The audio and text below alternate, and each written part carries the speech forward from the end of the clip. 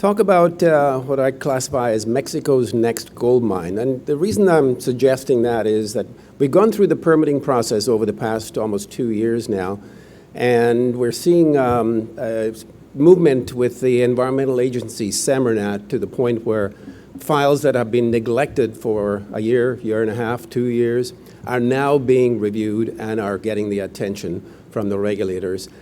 We believe that there are no further comments from SEMARNAT with respect to permitting our project. So as a result, it gives me great confidence to talk to you today and work on the premise that we are confident we will get the environmental permit approved, the MIA approved, but we cannot guarantee you as to which date that'll be. Will it be a week from now, a month from now, or a little longer? But it will happen. So as we go forward here, this picture shows you the central part of the Cerro Caliche concession.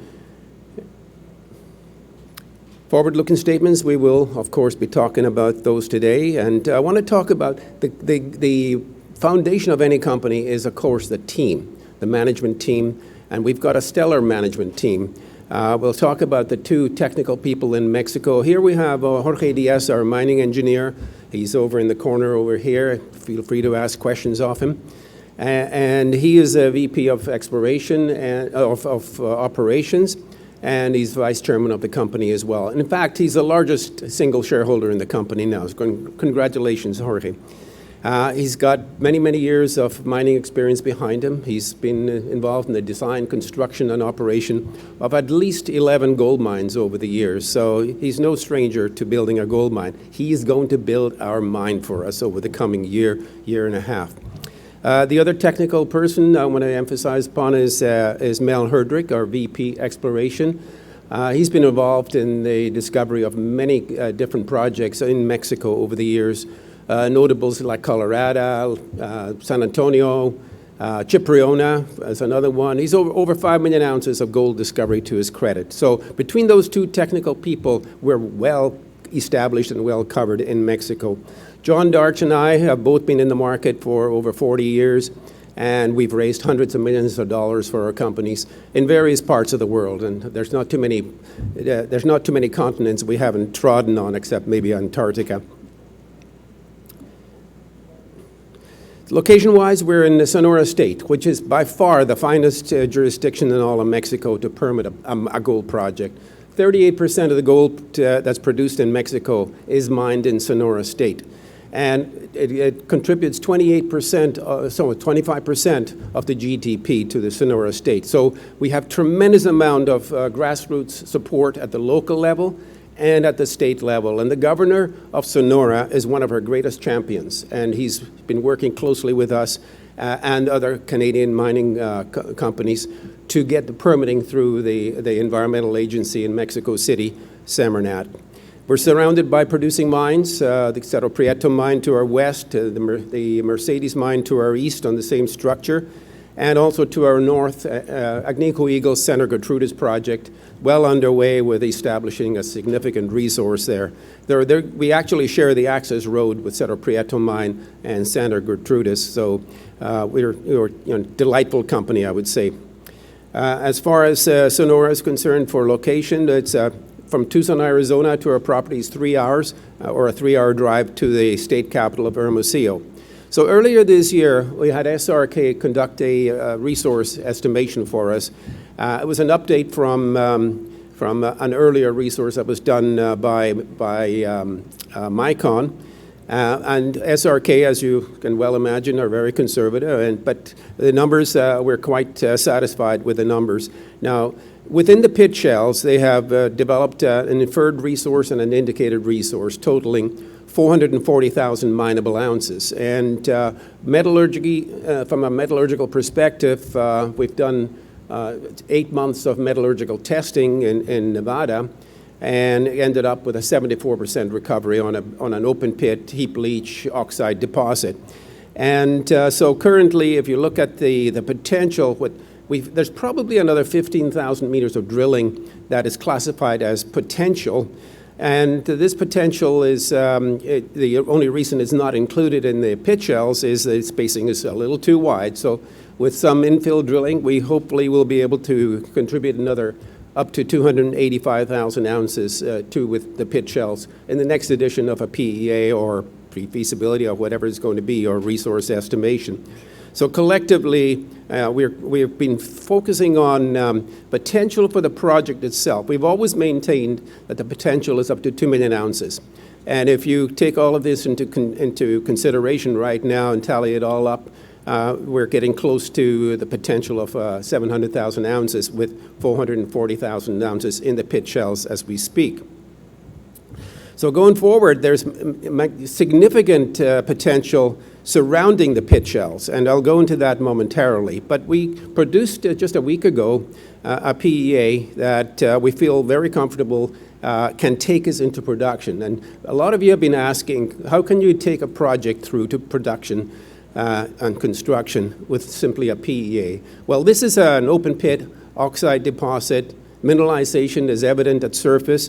And so you don't have to scratch too deep to find mineralization here. Everywhere in the property is mineralized. We have high-grade vein structures that are trending towards the northwest. And in between these vein structures is disseminated gold and a very substantial resource of disseminated gold.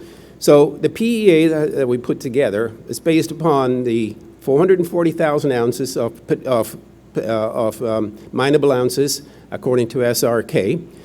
And then you take your 74% recovery, discount that to 72% for field inefficiencies, and you end up with mineable ounces or produced ounces of just under 300,000 ounces. This gives us a 9-year life of mine based upon a 12,000 ton per day operation. But there's a twist to it. In order to cut down the capital costs up front, we've taken great pains to reduce these capital costs. The initial $31 million CapEx has now been cut in half because we're going to lease the crusher. And we were going to start off with a smaller crusher in the first 2 years at 4,000 tons per day, followed by, after year or two, we're upgrading it to 12,000 tons per day. And the beauty of it is the crusher distributors are very, very complementary to us in providing us with the opportunity to lease to purchase.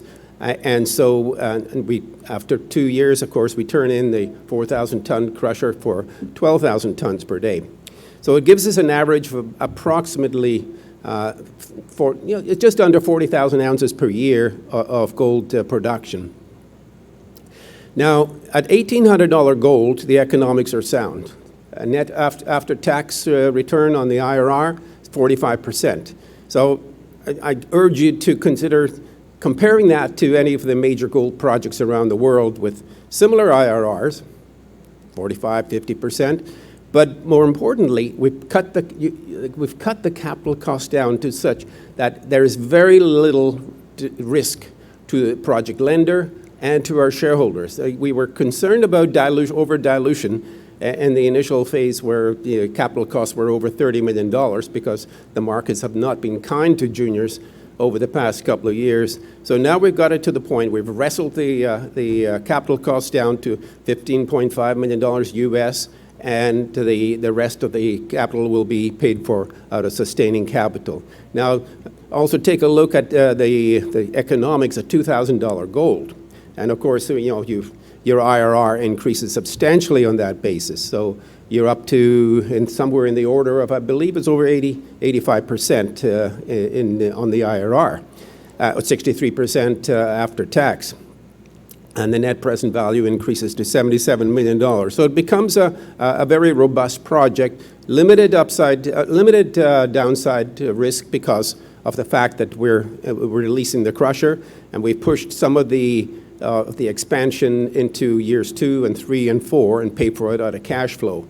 And the goal is, once we're in cash flow, we continue with the drilling program. Keep in mind that the current resource is, as we sit today, based upon 55,000 meters of drilling. We are fully intent on continuing with the drilling program, and so expand the size of the resource, maybe possibly expand or increase the average grade as well, because we know the areas where we're getting much more robust grades, and also increase the life of mine. We spent 8 months of metallurgical testing. This testing has been done, I can honestly say, is done to feasibility standard, because we have no intentions of doing any additional metallurgical testing on the material, except for one area, run-of-mine material, which we have, since you're moving the material from the mine site, instead of handling it twice, we're going to be looking at putting the run-of-mine material directly onto the leach pad. And that's not included in the economics so far. So the areas of expansion, according to SRK, the areas that we're showing on these gray blobs would be the areas where we expect the additional expansion up to 285,000 ounces. But what's not being considered by SRK are the areas off to the west, to the east, south, and of course to the north. These are all mineralized. We've identified mineralization. And with surface mapping and sampling, we know that the potential for in every single direction is very significant. But to the north, we've done sufficient drilling and sampling in the northern part there, that rectangle, that we feel that we're getting elevated gold readings, elevated silver readings, and some base metals, and we feel that we're at the upper end of the boiling zone in that particular area. So it's become a very prime target for us. But we will tackle that area once we are in production and we have cash flow. So going forward now, some of the high-grade intercepts that we've been getting in the southwestern part of the concession there, Guadalupe and El Colorado. I'll give you a couple of cross-sections here. In the bottom right, you see somewhere in the order of 27.5 meters of 5.5 grams, including a 46-gram intercept at 50 meters. And what really thrills me about the results we're getting at the Colorado Zone and into Guadalupe is these are the kind of results you would expect at the Mercedes mine, 8 kilometers distant on the same structure, but at 350 meters below surface. We're getting these grades just below surface. This is 50 meters for this high-grade zone. And you're continuing the high-grade ore shoots all the way up to the north end of Colorado, to the top of the ridge, and over the top into the Guadalupe vein structure on the left and the Cabeza Blanca vein structure on the right. So once again, we focused strictly on the shallow oxide deposit without going into taking the great risks on going deeper and finding the holy grail of a high-grade deposit at depth. So that will occur, deeper drilling will occur once we're in cash flow, and we can afford to take the risks then. So just give you a cross-section of the various zones there. You've got your northwest trending vein structures and stockwork and disseminated gold in between. Areas you don't see any mineralization, we haven't drilled there yet. We will get to it eventually. Just another cross-section of how easy it is to mine, start at surface. Currently, because SRK have stated the project is under-drilled, we have areas within the pit shells that are classified as sterile, but they're not, because we simply haven't drilled there. So we'll get around to drilling those and converting them to productive ground in due course. The areas off to the west of Colorado there and Guadalupe, that's where SRK are recommending continue with the high-grade drilling program. You have enough material right now to go into production, so don't bother, don't focus on doing too much drilling, but if you want to expand the high-grade zone from the first 2 years of life of mine to maybe 3, 4, maybe 5 years, continue with the drilling program on the west side of Guadalupe and Colorado, and we intend to do that. I'll just go through quickly now these are the areas that we're forecasting we can essentially double the size of the resource in the northern part of the concession according to our estimations. So the milestones that we're experiencing currently, the main one being the permitting. And once again, it boils down to we know that we're going to get the permit in due course, but I can't pinpoint the actual date. There is a change of government next year. The President Lopez Obrador will be up for election. There's only one term granted in Mexico, so he'll be out next year. We know that the potential candidates for presidency are not against mining. So but in the meantime, there's a lot of activity going on, and there's great possibility that we'll have the permitting in place long before the election is held next June. So if that is the case, then we are looking at, if we get the permit in the month of November, December, we could be in production. Our forecast is we'll be in production and pouring the first doré bar by the end of December of 2024. It's that simple. And you may ask my friend Jorge Diaz how that is possible. Well, he's done it many times before. So we're not treading new ground here. The company has 166 million shares issued and outstanding. 25% are held by management. And I'm almost embarrassed to tell you that my share price, our average share price is 18 cents a share. We're trading at 8 or 9 cents currently. So, but we believe in the project. Jorge is now the #1 shareholder in the company. He's got almost, actually over 10% of the company. I think is 11 or 12%.